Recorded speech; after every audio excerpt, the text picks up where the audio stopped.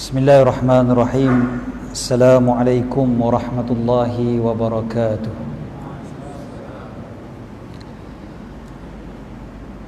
Alhamdulillah. Alhamdulillahi rabbil alamin wa bihi nasta'in.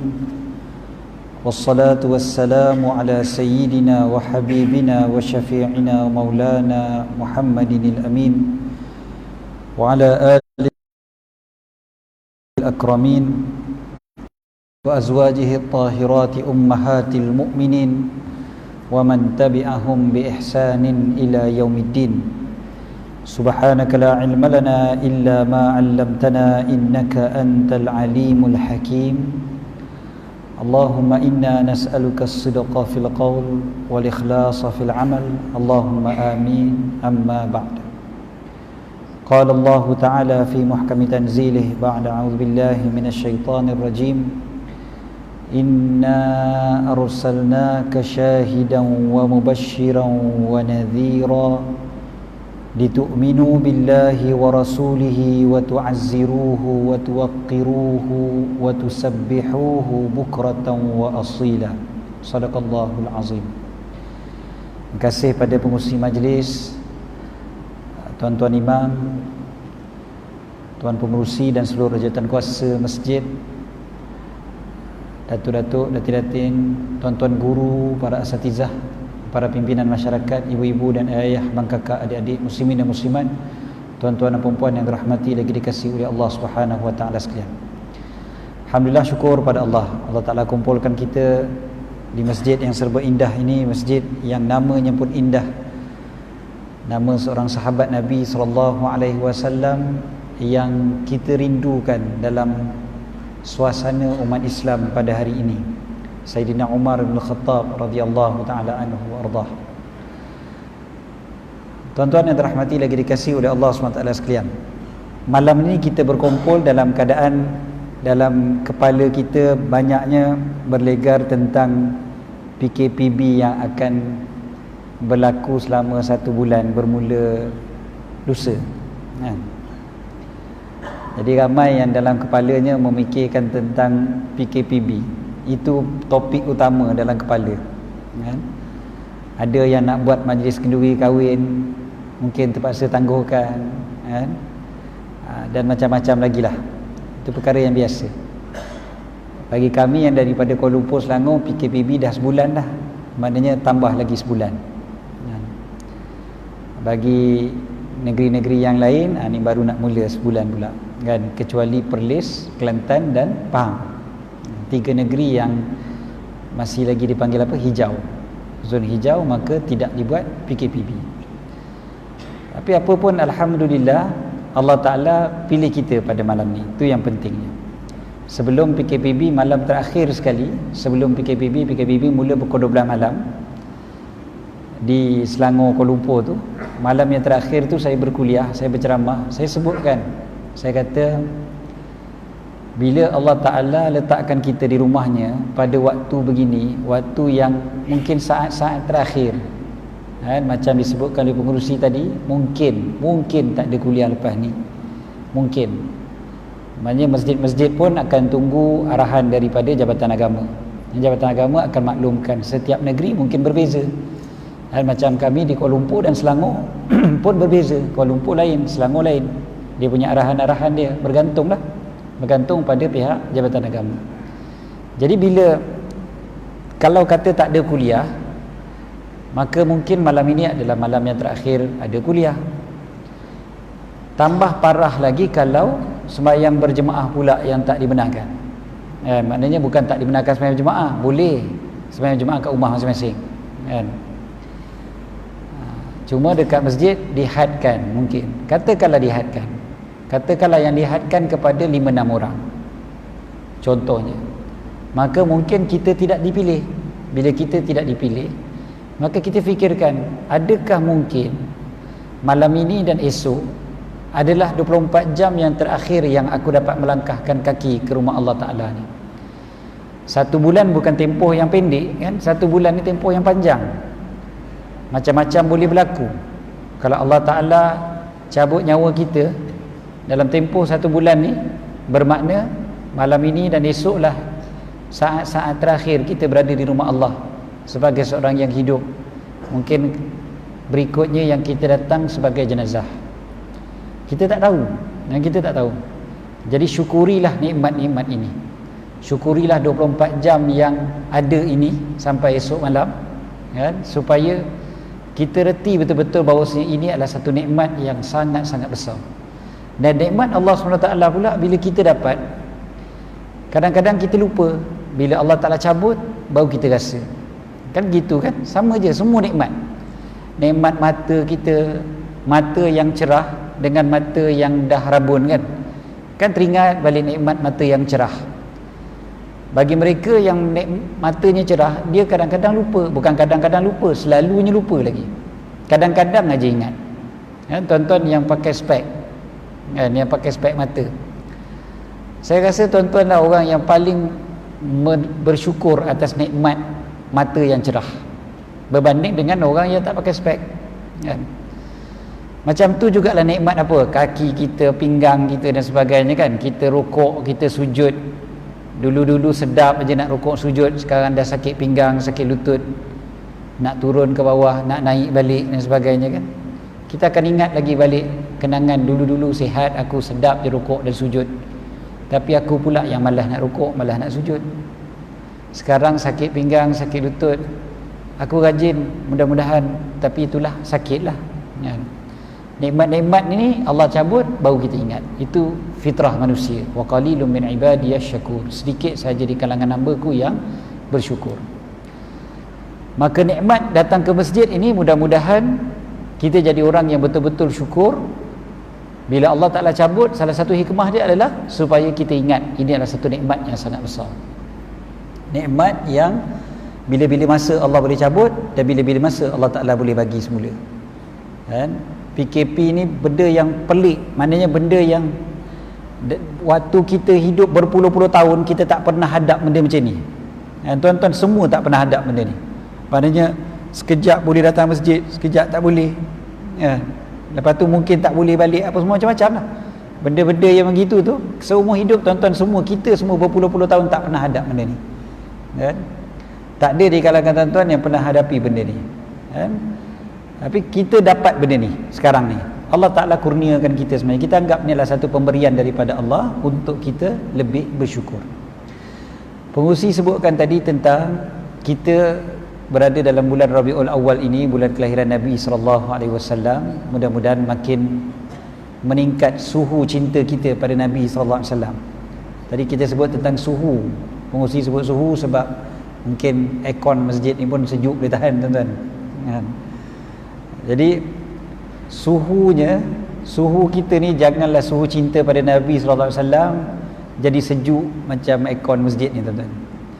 Biarlah suhunya panas selalu, biarlah hangat sentiasa, kan? Hangatnya cinta kita kepada Nabi SAW.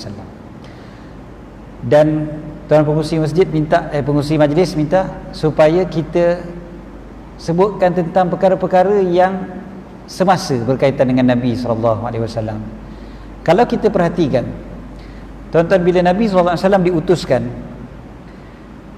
kita baca ayat tadi, Allah Ta'ala sebutkan inna arsalnaka syahidan, sesungguhnya kami utuskan engkau wahai Muhammad sebagai syahid. Syahid maksudnya yang menjadi saksi, saksi atas kebenaran Islam, saksi atas kebenaran ataupun wahyu Allah Ta'ala, saksi atas keimanan kepada Allah Ta'ala ke atas seluruh manusia. Nabi lah sebagai saksinya. Kemudiannya wa mubashshira, dan juga pembawa berita gembira. Kemudiannya wa nadhira, dan pembawa berita pedih. So dua-dua Nabi SAW, Nabi lah bawa berita gembira, Nabi jugalah yang membawa ancaman. Kedua-duanya sifat Nabi SAW. Jangan kita ingat macam ada setengah orang dia belajar sikit-sikit tentang motivasi dan sebagainya, dia pun kata kita ni kena tunjuk positif aja, jangan langsung cakap benda negatif.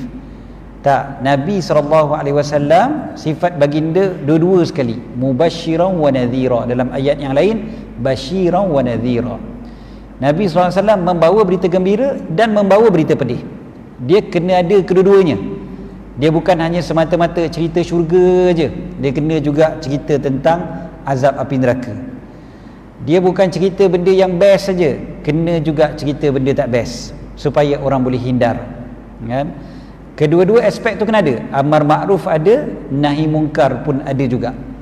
Ada orang hari ni dia tak suka, dia nak suruh buat baik aja, jangan cegah mungkar. Ataupun cerita semua benda yang baik aja, jangan cerita benda tak baik. Tak, dua-dua tu kena ada. Okey. Kemudiannya Allah Ta'ala sebutkan litu'minu billahi wa rasulih. Kenapa Nabi SAW diutuskan? Supaya kalian beriman dengan Allah dan Rasulnya. Ayat yang saya baca ni daripada surah Al-Fatih. Litu'minu billah wa rasulih, supaya kalian beriman dengan Allah dan Rasul. Kenapa Allah utuskan Nabi? Supaya kalian beriman dengan Allah dan Rasul. Lagi, wa tu'azziru. Tadi nombor satu tadi beriman, okay. Nombor dua tu'azziru.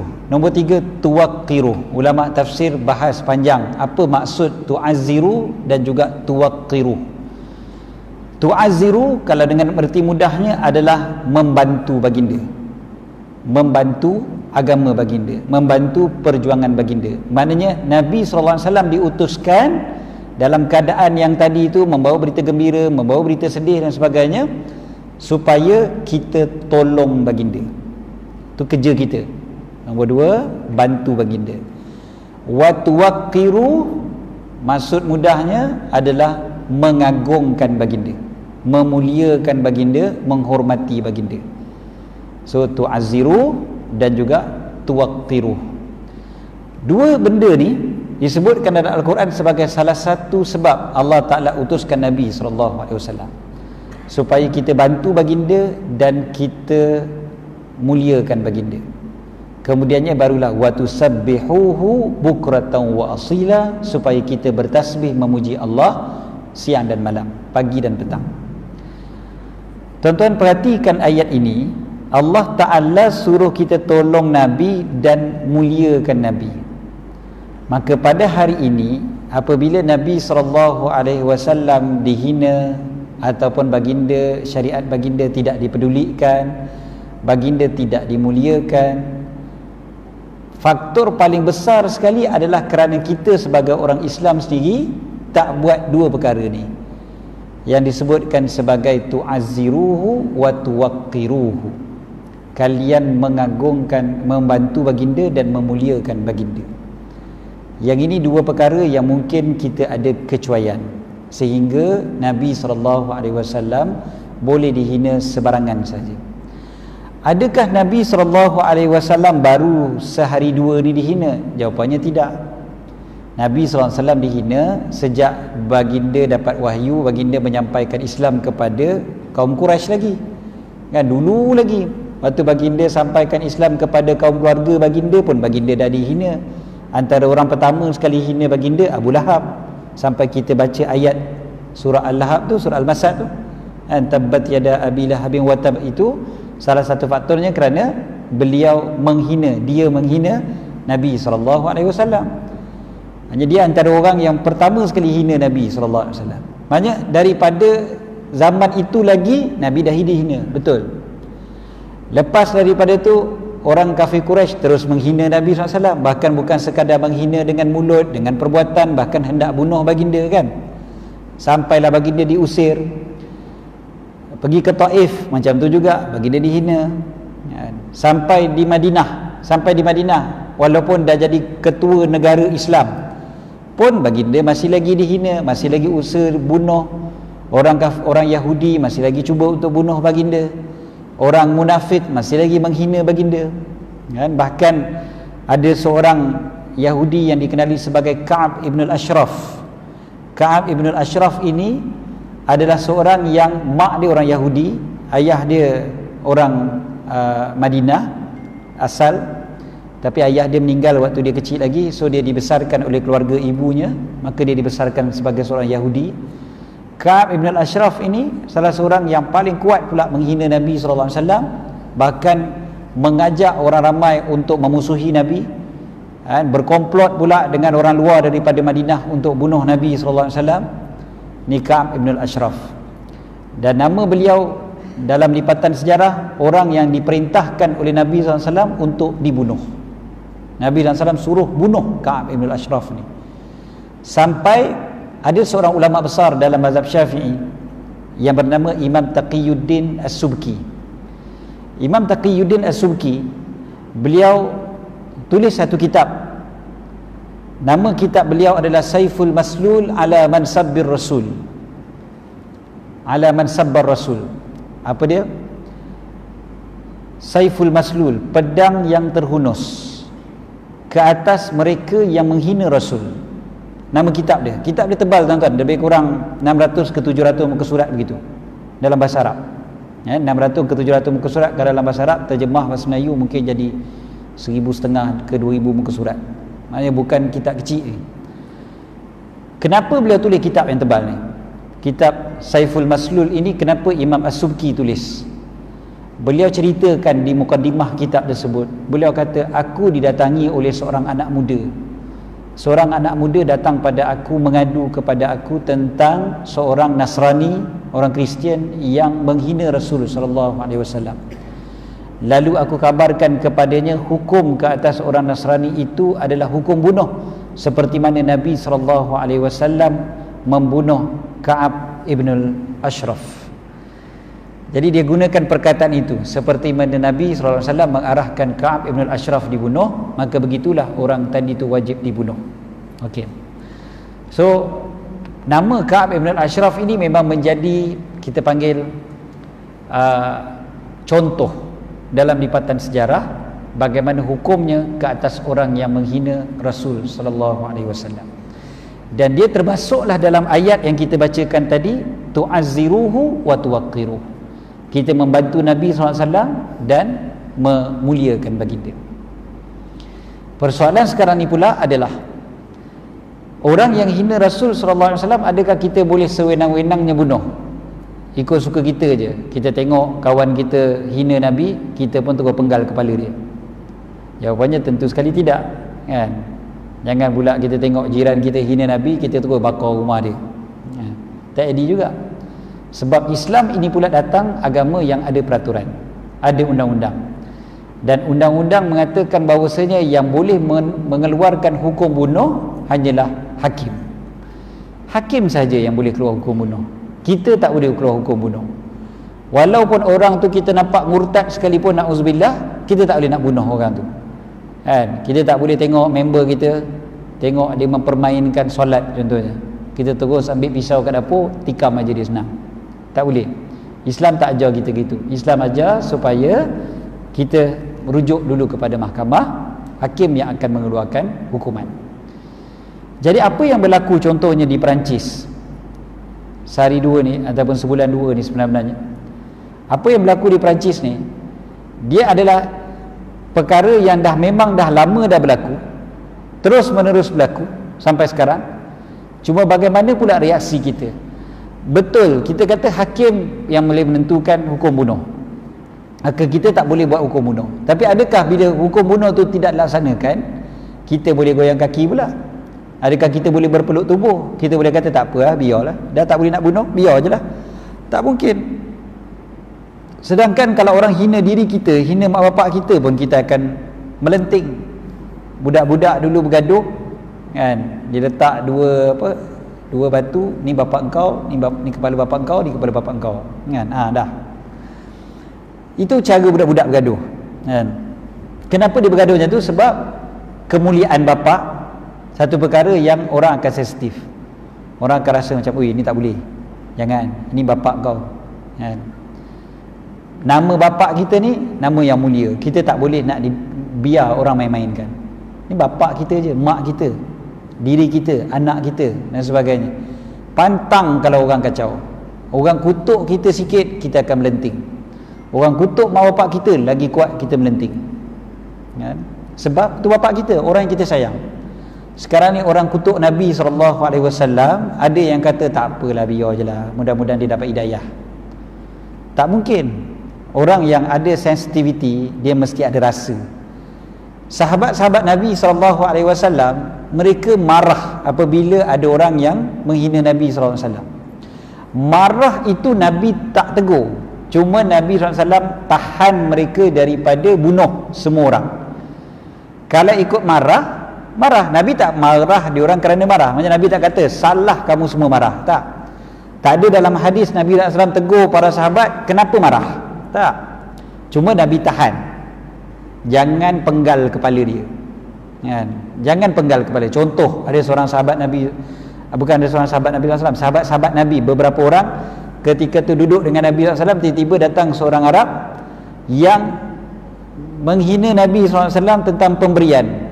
Orang Badui, kan? Dia dapat pemberian daripada Nabi SAW, daripada harta rampasan perang. Nabi SAW tanya kepada dia, adakah aku telah berbuat baik kepada engkau? Dia jawab apa? Dia kata, engkau tak buat baik langsung pada aku. Begitu je maknanya. Tapi itu kan menghina nama dia. Dia baru dapat harta daripada Nabi SAW, dia kata tak, ma ahsanta wal ajmalt, engkau tak buat baik pun pada aku, kau tak buat baik pada aku. Geram sungguh-sungguh dengar orang Badui ni cakap macam tu. Kau baru dapat harta, kau cakap macam tu dekat Nabi. Apa Nabi SAW buat? Nabi tahan para sahabat, jangan buat apa-apa kat Badui ni. Dia tarik Badui ni ke tepi, kan? Dia minta supaya seseorang untuk bagi lebih lagi harta tu kepada Badui ni. Bila dah bagi lebih, tanya pula kepada Badui ni, macam mana, aku dah buat baik kat kau ke? Dia pun jawab, dia kata, naam, ya. Maka moga-moga Allah membalas engkau dan ahli keluarga engkau kebaikan-kebaikan. Moga-moga Allah balas baik pada engkau dan keluarga engkau. Dia jawab macam tu. Jadi Nabi SAW sebut pada Badui ni, engkau tadi dah bercakap benda yang menyebabkan sahabat-sahabat aku terasa dengan kau. Boleh tak engkau ulang balik apa-apa yang kau kata tadi depan dia orang? Maka Nabi SAW tarik balik adab Badui itu, tanya balik pada Badui ni, tadi aku dah bagi engkau lebih lagi, engkau dah redha ke dengan pemberian aku? Dia pun jawab, ya, dan moga-moga Allah balas engkau dengan kebaikan. Bila Badui itu dah berjalan, apa kata Nabi SAW? Yang kita nak sebut ni, apa kata Nabi SAW pada sahabat-sahabat? Nabi SAW sebut, mathali, perumpamaan aku dengan kalian seperti seorang pengembala unta, seorang pemilik unta. Seorang pemilik unta yang mana apabila unta dia terlepas, ramai-ramai orang nak tolong dia, tapi dengan cara kejar unta tu. Bila dikejar unta itu makin lari, makin kuat dikejar, makin larilah unta tersebut.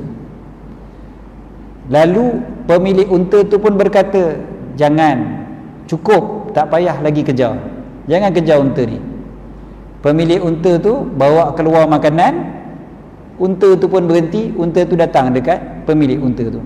Sebab dia paling kenal sekali unta dia, dia tahu unta dia kuat makan.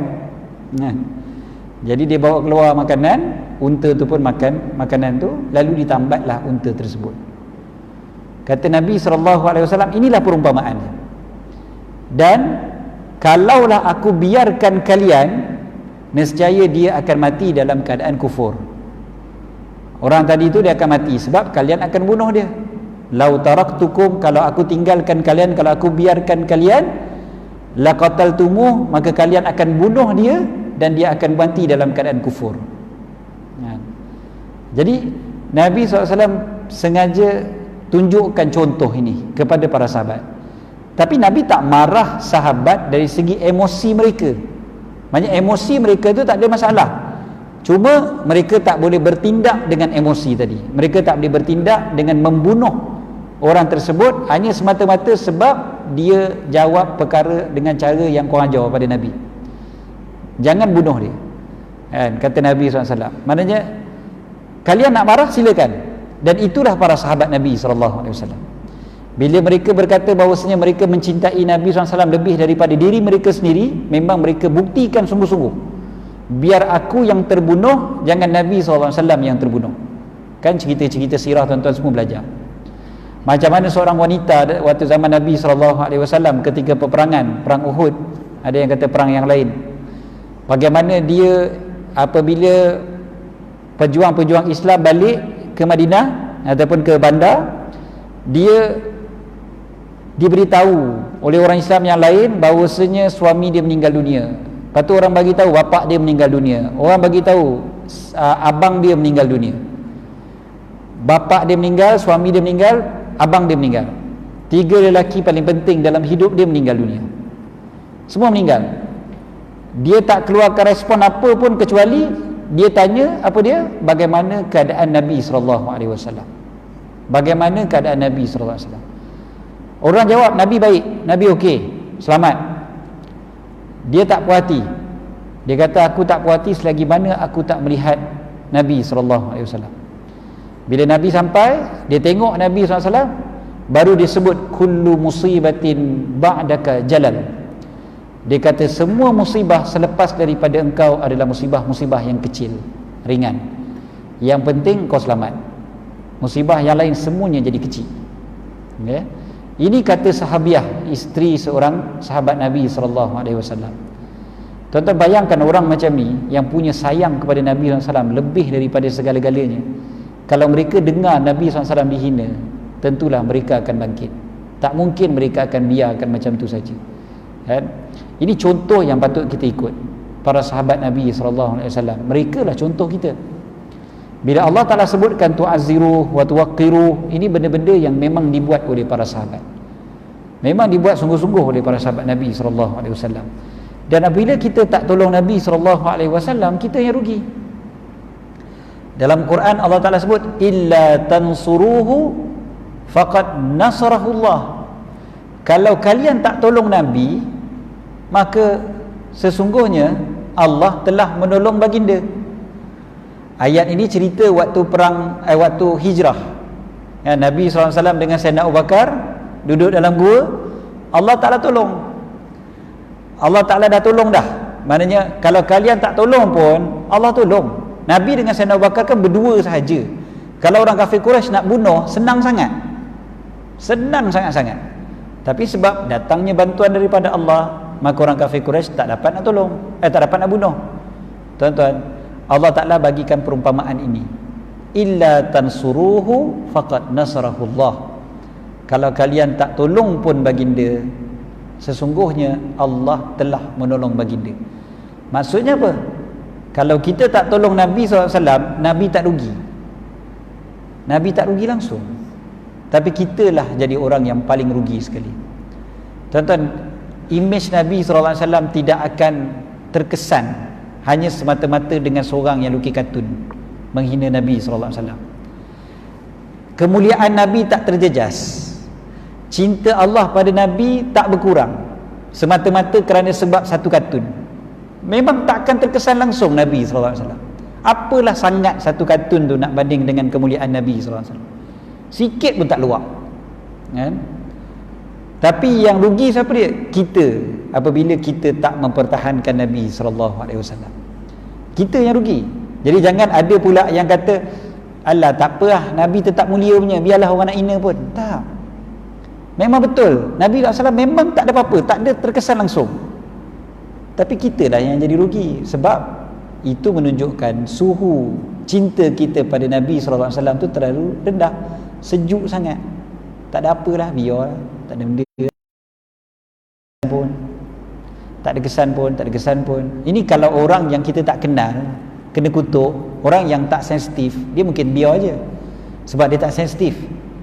Kalau orang yang sensitif, orang yang dia tak kenal pun dia akan terasa, kenapa ni? Tuan-tuan perasan tak, kalau kita duduk dekat luar lah, kat kedai contohnya, tiba-tiba kita dengar dua orang yang berkelahi, seorang maki hamun seorang, akan terasa juga kan, dia macam sensitif juga. Ya Allah, teruknya, kenapa sampai kata macam ni, kenapa sampai keluar perkataan-perkataan macam ni, kenapa maki hamun macam ni, kenapa sampai kena bercarut, kenapa?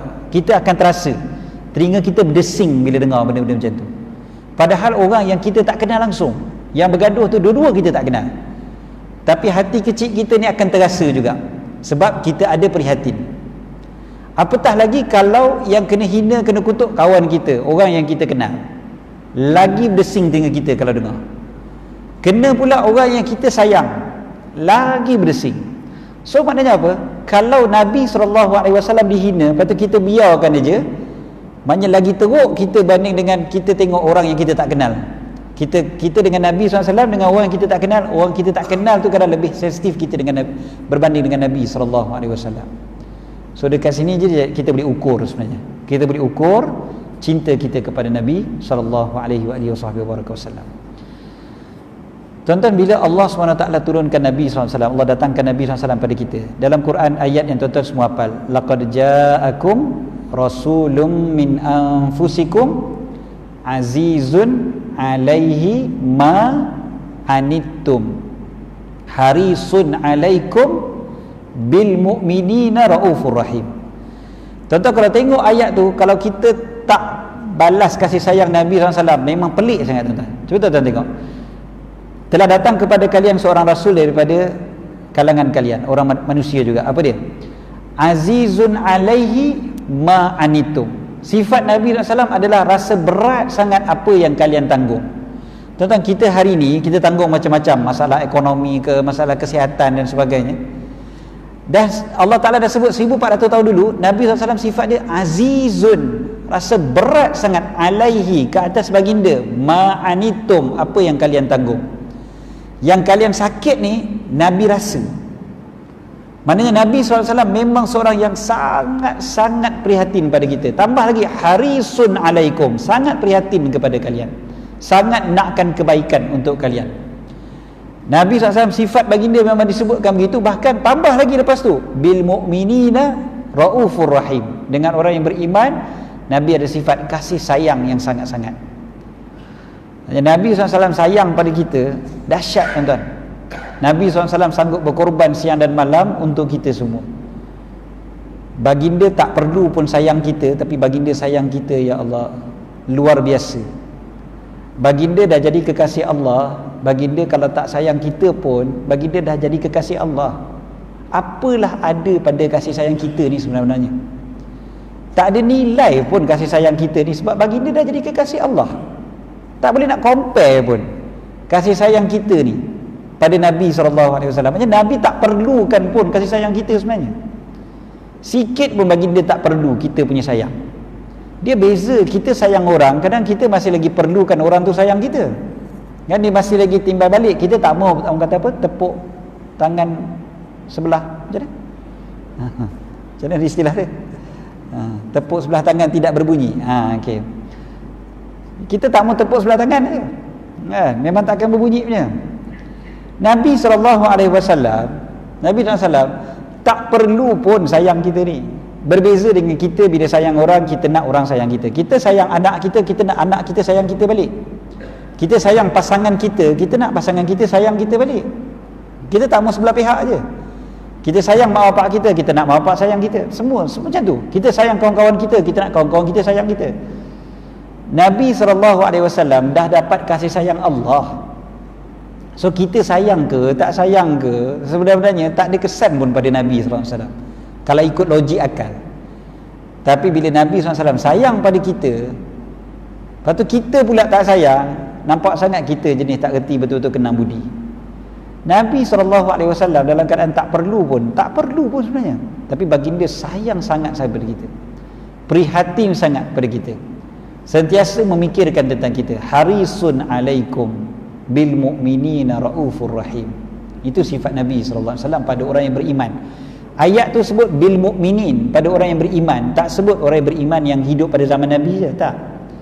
Maknanya selama-lamanya pada orang yang beriman, ini sifat Nabi SAW. Bukan hanya para sahabat sahaja, sampailah kita tuan-tuan yang duduk di Ipoh, yang duduk di Perak, 1400 tahun kemudian pun kita mendapat kasih sayang Nabi SAW. Kali tiba-tiba kita boleh biarkan saja. Tuan-tuan, nak ukur meter kita, cinta kita pada Nabi SAW,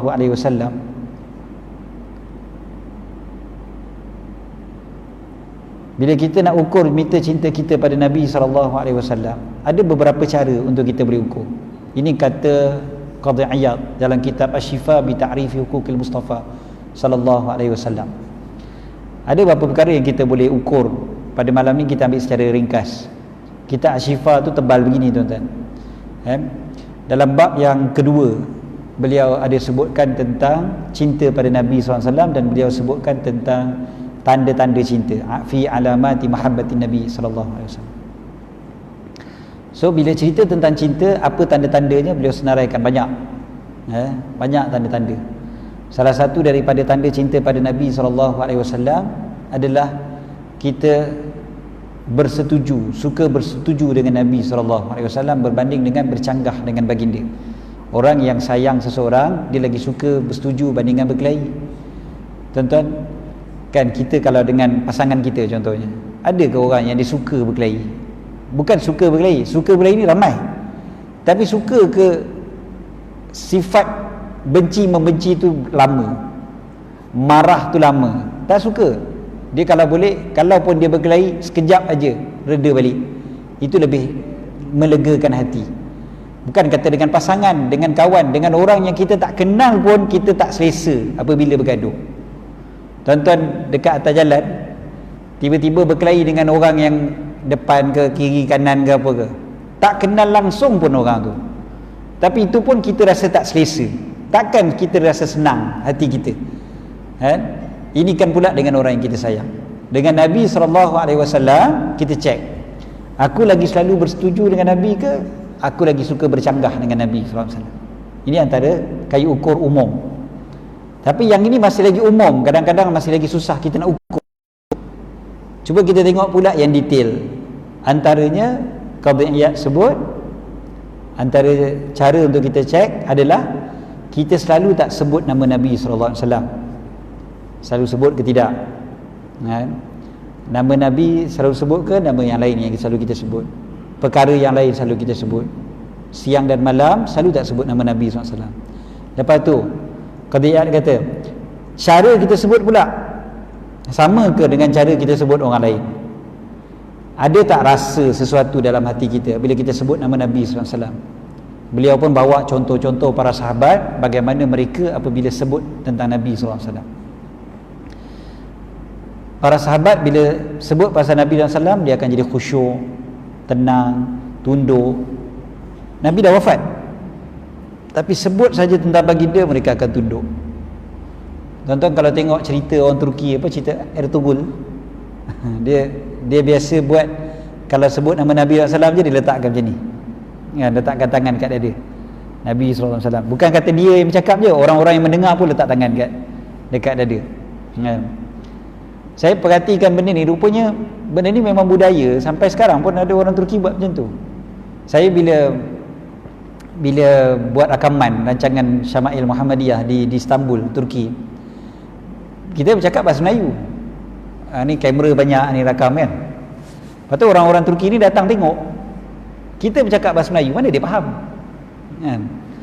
Tapi bila kita sebut saja nama Nabi SAW, sebab ialah Syama'il mesti banyak cerita pasal Nabi, jadi sikit-sikit kita sebutlah Nabi Muhammad SAW, dia pun macam ni, kan, kejap-kejap macam ni, kejap-kejap macam ni, kata ada budaya tu rupanya di kalangan mereka. Budaya yang baik.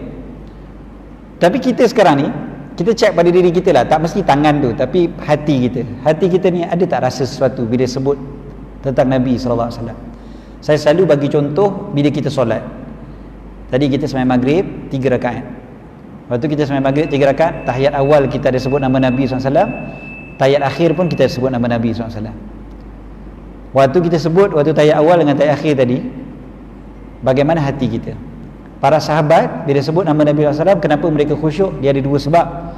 Satu, kerana cinta, rindu. Satu lagi kerana rasa respect, rasa kemuliaan Nabi. So dia dua-dua sebab itu menyebabkan mereka tunduk bila sebut nama Nabi SAW. Dia rasa begitu, rasa getaran dalam jiwa tu.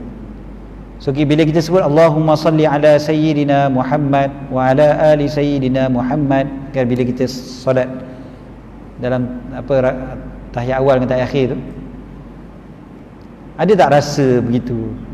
Kalau tak ada, hanya kita boleh check lah, maknanya suhu cinta kita pada Nabi SAW tu masih lagi tahap yang rendah. Maka tak pelik lah bila orang hina Nabi, orang kutuk pun kadang kita boleh buat dek, kita boleh biarkan dan sebagainya. Lagi, ni dah azan isyak, nak berhenti untuk azan ke macam mana? Kita sambung je? Terus ya? Okay. Lagi, seterusnya kita boleh ukur dengan cara kita rindu tak pertemuan dengan Nabi SAW. Rindu tak pertemuan dengan Nabi. Ada tak kita selalu fikir, ya Allah, aku nak sangat jumpa Nabi? Ada tak kita doa, ya Allah, bagi aku mimpi jumpa Nabi? Malam-malam kita sebut tak benda ni? Saya ingat dulu beberapa tahun lepas saya pernah ceramah di mana tu, Sungai Siput Sungai Siput. Saya ceramah pasal benda ni, saya sebutkan satu doa yang diajar oleh Allahyarham Tuan Guru Datuk Dr. Harundin. Sebelum tidur beliau pesan supaya doa, ya Allah, perlihatkanlah kepadaku wajah kekasihku Nabi Muhammad SAW dalam mimpiku. Sebelum tidur doa macam tu. Ada tak kita walaupun tak pernah dengar pun, katalah kita tak pernah dengar pun Tuan Guru Datuk Dr. Harundin pesan macam tu, tapi kalau kita betul-betul rindu, dia doa tu macam automatik dia terkeluar daripada bibir kita. Memang secara automatik lah kita macam kita nak kan, benda kita nak. Kalau betul-betul kita nak sangat, dia akan keluar juga doa tu. Dekat mulut kita ni dia akan sebut juga, ya Allah, aku nak sangat jumpa Nabi SAW. Sebelum kita tidur tu, duduk, kita baring tu kan, ya Allah, bagilah aku mimpi jumpa Nabi. Aku tahu aku ni jahat, aku tahu aku ni banyak dosa, banyak salah, banyak silap, tapi ya Allah, Nabi tak pernah membeza-bezakan umat. Nabi tetap sayang kepada umat, walaupun umat tu orang yang berdosa. Nabi tetap sayang. Jadi ya Allah, kau bagilah aku mimpi jumpa Nabi, ya Allah. Aku teringin sangat nak mimpi jumpa Nabi. Berapa ramai di kalangan kita yang ada doa-doa macam tu sebelum tidur? Ke tak payah doa dah Ustaz, memang mimpi selalu dah? Oh, kalau macam tu jawapan dia memang hebat sungguh lah. Dan kita boleh nilai sebenarnya, betul ke kita cinta pada Nabi SAW? Ke kita sembang aja lebih? Kalau setakat sembang, semua orang boleh sembang, tapi cinta ni dia ada bukti dia. Itu contoh. Okay, lagi antaranya juga adalah cinta kepada mereka yang Nabi SAW cinta, sayang kepada mereka yang Nabi SAW sayang, dan benci kepada orang yang Nabi benci. Itu antara kriteria dia juga. Cinta pada Nabi SAW, tanda dia kita sayang pada orang yang Nabi sayang. Nabi sayang sahabat Nabi SAW, kita sayang sahabat. Nabi sayang keluarga Nabi, kita sayang keluarga Nabi. Nabi sayang mereka yang memperjuangkan agama Nabi SAW, kita sayang. Nabi benci kepada orang-orang tertentu, kita pun benci. Dua-dua tu kena ada. Dan sayang, suka kepada apa yang Nabi suka, benci pada apa yang Nabi benci. Sahabat-sahabat Nabi SAW punya senang, mereka kalau sebut sesuatu benda, mereka buat sebab Nabi SAW buat, itu je. Nabi suka maka mereka suka. Tak payah cerita panjang tu, tak payah debat tentang saintifiknya macam mana, statistiknya macam mana, tak perlu.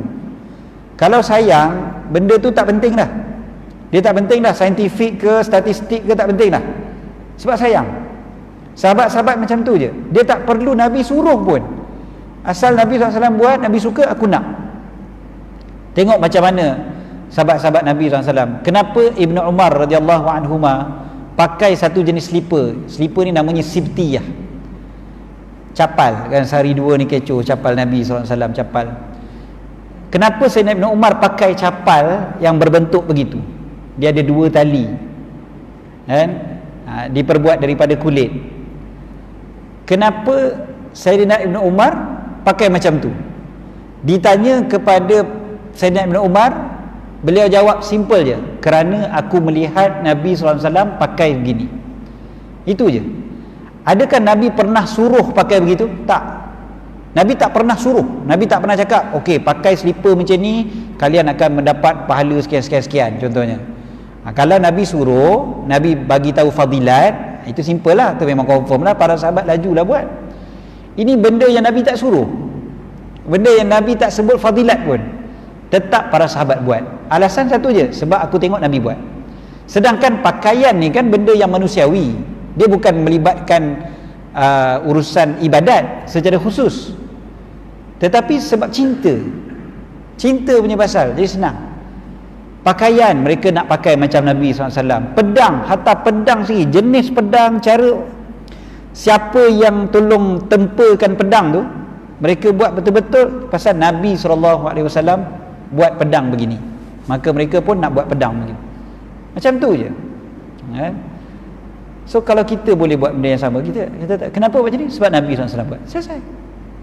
Itu cinta pada Nabi SAW cukup, alasannya kerana Nabi. Dah. Sebab Nabi SAW. Tu pasal bila orang berkelahi bab capal punya logo tu, saya pelik. Tak perlu nak berkelahi. Orang yang pakai sebab dia kata sebab dia nak ingat Nabi SAW, silakan, tak payah nak marah, tak payah nak berkelahi. Sepatutnya kalau tak buat, bukan maknanya tak cinta. Mungkin dia buat dengan cara yang lain pula, kan? Mungkin dia ingat Nabi SAW dengan cara yang lain pula, sebab lain orang lain dia punya cara dia.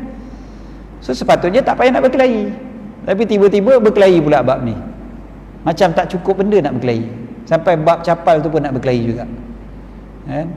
Biar orang nak tunjukkan kecintaan kepada Nabi SAW, bukan dia jadikan bahan sembahan. Dah berapa lama dah orang buat logo capal tu, tak ada seorang pun sembah logo tu, kan? Saya sendiri dapat 1 jam logo capal Nabi SAW, diletakkan dekat jam. Saya terima kasih sangat-sangat kepada orang yang bagi tu. Saya letak sebagai jam, bukan sebagai bahan sembahan. Mudah-mudahan tiap-tiap kali saya tengok jam tu, saya teringat ini bentuk capal Nabi SAW. Ingat Nabi, kan? Cara mudah untuk ingat pada Nabi SAW. Tuan, ada orang kata kenapa tak letak gambar unta? Kan Nabi pakai unta. Takut tengok unta teringat rokok Camel pula. Satu. Yang keduanya pula, unta ni dia punya bentuk dia sama je semua unta, kan? Tak ada beza. So kalau kita tengok unta tak ingat Nabi. Berbeza dengan mereka yang buat capal tu, sebab dikatakan capal tu bentuk capal Nabi SAW. So kita akan ingat Nabi SAW, sebab kaki kasut kita lain, tak sama dengan tu. Jadi ada sebab lah kenapa yang ini yang mengingatkan kepada Nabi, yang ini tak mengingatkan kepada Nabi.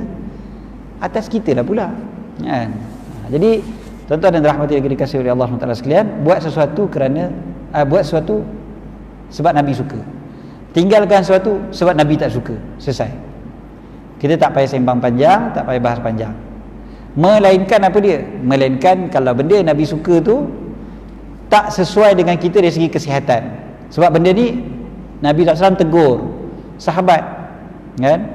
Berkaitan dengan kurma, berkaitan dengan madu dan sebagainya. Kalaulah benda tu tak baik dari segi kesihatan, jangan buat, kan? Nabi SAW pun suruh Sayyidina Ali untuk berhenti makan, kan?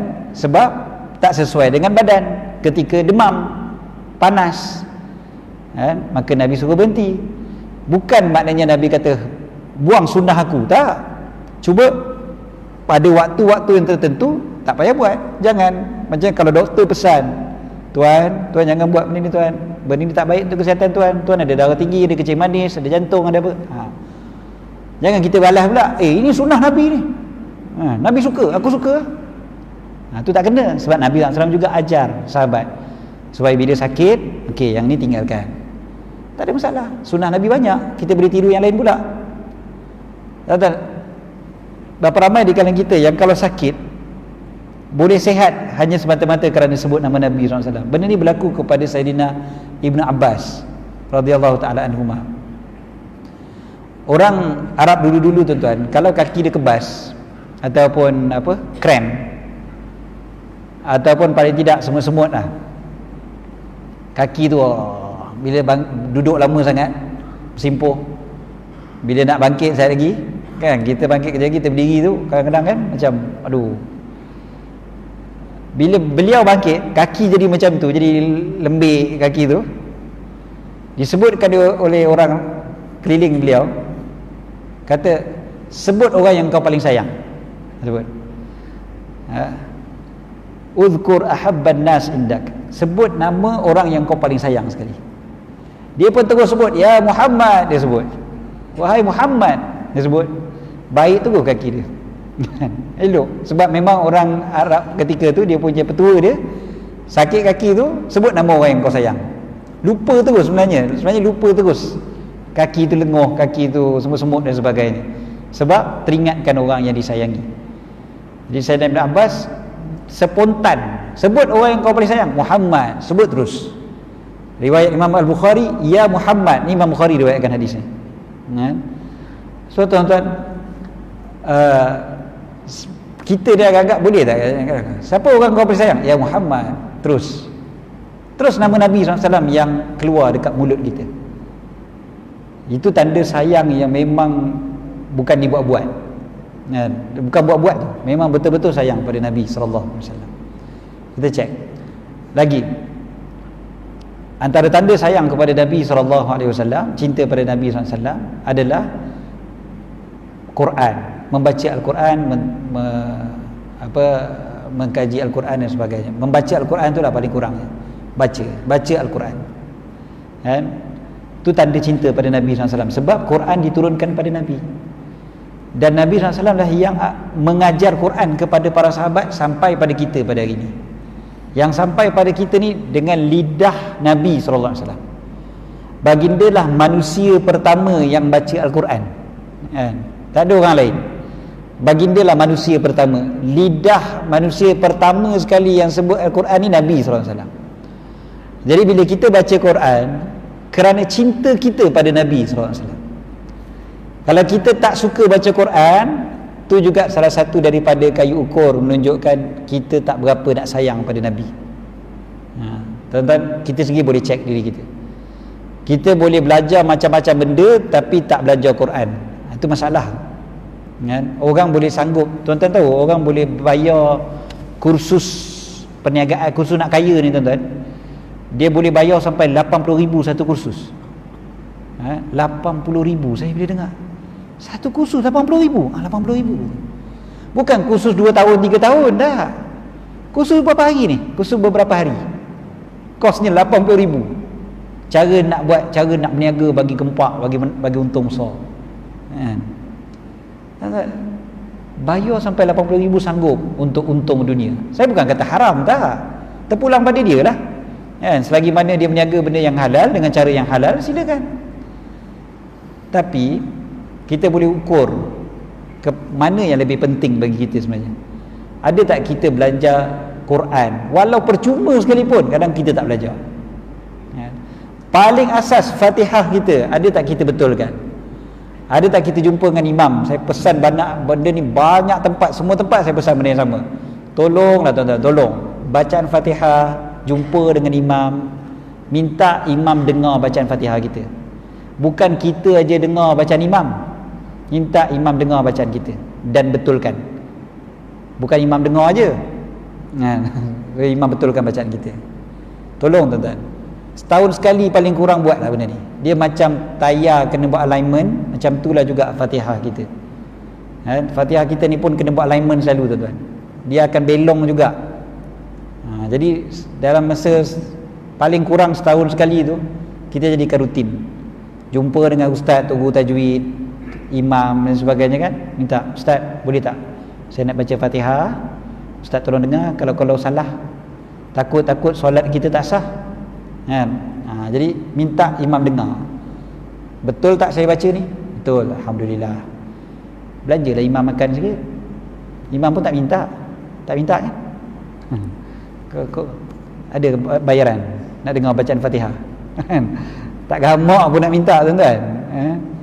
5 minit aja tuan-tuan ambil masa. Tak sampai 5 minit pun kalau tuan-tuan lancar. Tak sampai seminit pun sebenarnya, kan? Baca, bagi imam dengar. Okey, yang tu tebalkan sikit, kan? Yang tu dengungkan sikit, yang tu sabdu jangan tinggal, contoh, kan? Dah cukup kan? Nanti lepas tahun buat lagi, lepas tahun buat lagi. Kalau betul cinta pada Nabi SAW, benda ni kita akan prihatin.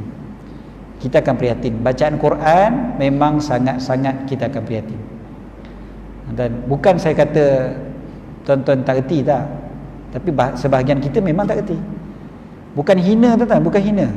Tapi benda ni mesti kita prihatin. Kita yang jadikan, aku kena. Sampai bila aku nak boleh baca Quran dengan baik? Okey, seterusnya dalam kitab Asy-Syifa juga disebutkan tentang kalau betul cinta pada Nabi SAW, sunnah baginda kita hidupkan. Man ahya sunnati faqad ahabbani wa man ahabbani kana ma'iya fil jannah. Siapa yang menghidupkan sunnahku, dia telah mencintaiku. Siapa yang mencintaiku, dia bersamaku di dalam syurga.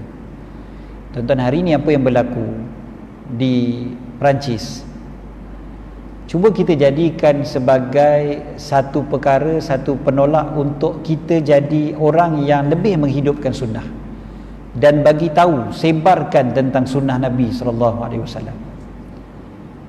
Jadikan itu sebagai peluang, ambil peluang. Kita boleh cerita pada kawan-kawan kita yang bukan Islam, jiran kita yang bukan Islam dan sebagainya. Kita boleh cerita. Kita boleh kata, kau tahu tak kan, Nabi Muhammad tu kena hina dekat Perancis, orang buat kartun kan? Ada orang bunuh cikgu yang tayangkan filem yang menghina Nabi tu, animasi yang menghina Nabi tu. Kau tahu tak, Nabi kita orang kan tak bagi bunuh orang senang-senang. Itu bukan ajaran Nabi. Cerita kat orang, ambil kesempatan. Tuan-tuan tahu bila kuil ada gereja yang kena bakar beberapa tahun lepas, waktu isu kalimah Allah tengah panas, ada gereja kena bakar. Ada tak di kalangan kita yang ambil manfaat untuk sebarkan kebaikan Nabi SAW? Cerita dekat jiran yang bukan Islam, kau tahu tak tu kuil kena bakar, ada gereja kena bakar. Oh tahu, oh itu tak bagus tu. Islam, Nabi kita kan, Nabi Muhammad 1400 tahun dulu dia dah ajar dah, perang pun ada peraturan. Dalam perang gereja tak boleh kena bakar tu kan? Budak pun tak boleh kena bunuh. Ni bukan kata tu, padri yang tengah dalam dalam gereja tu pun tak boleh kena bunuh, kau tahu kan? Kita cerita dekat orang bukan Islam. Cuba kita ambil manfaat. Kalau tak ada benda tu, tak ada benda yang trigger, susah juga kadang kita tiba-tiba nak cerita. Tiba-tiba kita nak cerita pasal Nabi SAW, kadang-kadang payah. Cuba kita jadikan apa yang berlaku ni untuk peluang, kita jadikan peluang untuk kita bercerita tentang Nabi SAW. Berapa ramai di kalangan kita yang boleh jadikan itu sebagai peluang. Kita turn benda yang macam menghina Nabi kepada peluang untuk membela Nabi. Orang yang bijak, dia bukan macam tu kan, dia pandai ambil kesempatan. So sekarang ni ini kesempatan untuk kita bercerita lebih lagi tentang Nabi SAW. Kalau bukan kita yang nak bercerita tentang Nabi, siapa yang akan bercerita tentang Nabi? Kalau bukan kita yang betul-betul sebarkan betul-betul tentang Nabi SAW, siapa yang akan sebarkan tentang baginda? Takkan kita nak harap kaum bukan Islam. Kita punya kerja sekarang ni cerita tentang Nabi SAW. Jangan malu untuk bercerita tentang baginda. Siapa pun kita, walaupun kita rasa kita tak layak, tak, aku kena bercakap tentang Nabi SAW. Belajar, cari, jangan pandai-pandai, sudahlah. Cari sifat-sifat Nabi SAW.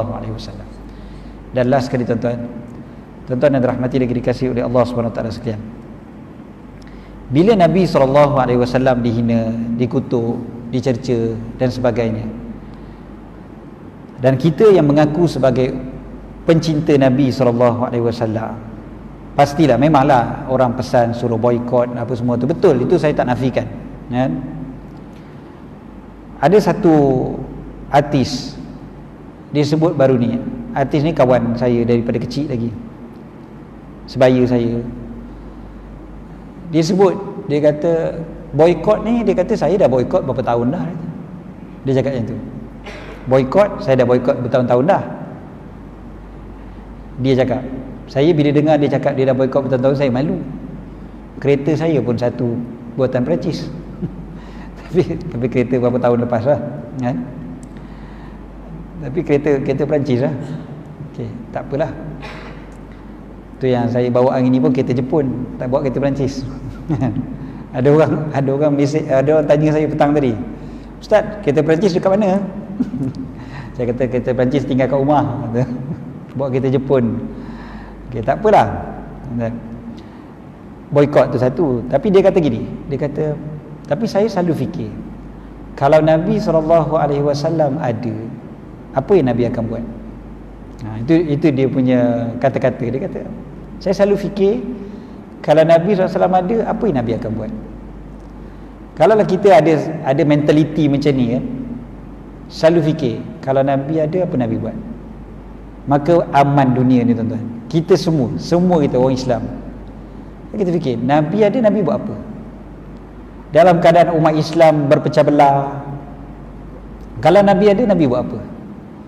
Dalam keadaan kita berkelahi dengan jiran, kalau Nabi ada, Nabi buat apa? Tuan-tuan, ada satu video Omar dan Hana tu, kartun budak-budak tu, dia buat satu lagu. Kalau Nabi buat apa? Bagus tuan-tuan, tapi dia kartun budak-budak lah kan. Sepatutnya pada kita sepatutnya yang selalu kena fikir benda ni. Kalau Nabi buat apa? Soalan ni selalu kita tanya. InsyaAllah kita jadi orang yang betul-betul mencintai Nabi SAW. Ya, selalu fikir, Nabi buat apa? Nabi buat apa? Nabi kalau dalam keadaan macam ni, Nabi akan buat macam mana? Kalau kita tak tahu, kita timbulkan persoalan tu tapi kita tak ada jawapan, maka cari jawapannya. Kalau timbul persoalan tu kita tak tahu jawapan dia, kalau Nabi buat apa? Entah. Carilah jawapan dia. Bertanya, belajar, cari jawapan. Kalau Nabi buat apa? Macam pada kita kan ada macam-macam isu, kita ada macam-macam perkara siang dan malam, dengan keluarga, dengan saudara mara, dengan jiran tetangga, dengan diri kita sendiri. Kalau Nabi buat apa? Selalu tanya soalan ni pada diri kita, insya-Allah. Dan saya pun nak berhenti sekarang ni pun saya terfikir, kalau Nabi buat apa? Saya rasa kalau Nabi SAW Nabi bercakap, Nabi akan berhenti sebab dah lama. Tuan-tuan, sungguh Nabi SAW tak bercakap panjang. Nabi SAW khutbah baginda padat tapi tak panjang. Cukup. Jadi malam ni pun cukup sekadar tu saja. Saya biasa diminta oleh AJK Masjid, Ustaz kena berhenti pukul 9. Saya kata azan awal sekarang, maghrib awal, isyak awal, tak kira Ustaz, azan awal kita berhenti 9 juga kata. Jangan berhenti pukul 8.30. Tak boleh. Nabi SAW tak bercakap panjang. Maka cukup setakat tu untuk malam ni. Mudah-mudahan Allah SWT jadikan kita di kalangan orang yang betul-betul mencintai Nabi SAW. Jadi orang yang betul-betul belajar tentang Nabi SAW. Sedikit iklan, esok pagi dah lalang kita bercakap tentang Nabi SAW. Esok pagi pukul 9 ke 9.30 pagi macam tu, saya ada mula baca kitab Syama'il Muhammadiyah, di mana di Sembang Pulai, tak jauh pun daripada tempat tuan-tuan sebenarnya. Saya rasa dalam 15 minit je kot daripada sini, di apa dia, Darul Ta'lim, apa nama tempatnya, depan Petronas Sembang Pulai. Darul Ta'lim depan Petronas Sembang Pulai, seberang Petronas belah kiri, dia duduk belah kanan, rumah kedai. So rumah kedai tu maknanya senang sangat nak jumpa. Tuan-tuan tengok je Petronas belah kiri, dia belah kanan, tak ada Petronas lain, itu je Petronas kat situ. Jadi memang sangat senang.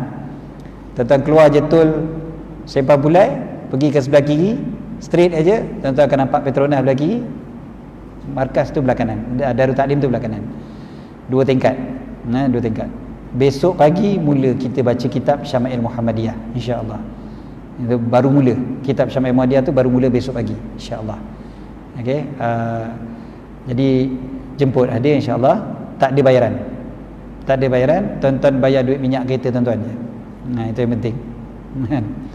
Jadi boleh datang insya-Allah beramai-ramai untuk kita baca kitab Syama'il Muhammadiyah, insya-Allah. Mudah-mudahan kita makin kenal, makin cinta pada Nabi sallallahu alaihi wasallam. Kita jadi orang yang betul-betul prihatin tentang apa-apa yang berkaitan dengan Nabi sallallahu alaihi wasallam, dan mudah-mudahan kita jadi mereka yang menghidupkan sunnah baginda sekaligus mencintai baginda sallallahu alaihi wasallam, dan mudah-mudahan Allah Taala matikan kita pada hari yang paling kita cinta pada Nabi sallallahu alaihi wasallam, agar kita dapat hidup bangkit nanti bersama-sama pula dengan baginda sallallahu alaihi wasallam, dapat melihat wajah baginda, dapat minum daripada telaga baginda sallallahu alaihi wasallam, dan dapat masuk ke dalam syurga bersama-sama dengan baginda sallallahu alaihi wasallam. Allahumma amin. Aqulu qawli hadza wa astaghfirullahal azim li wa lakum. Bismillahirrahmanirrahim. Rabbana anfa'na bima 'allamtana, rabbi 'allimna alladhi yanfa'una, rabbi faqihna wa faqih ahlana. وقرابات لنا في ديننا مع أهل قدر أنثى وذكر رب وفقنا ووفقهم لما ترتضي قولا وفعلا كرما وارزق الكل حلالا دائما وأخلاء أتقياء علماء نهضى بالخير نكفى كل شر ربنا أصلح لنا كل شؤون وأكر برضا منك العيون واقض عنا ربنا كل الديون قبل أن يأتينا رسول المنون واغفر واستر أنت أكرم من ستر صلى الله على سيدنا محمد وعلى آله وصحبه وسلم الحمد لله رب العالمين.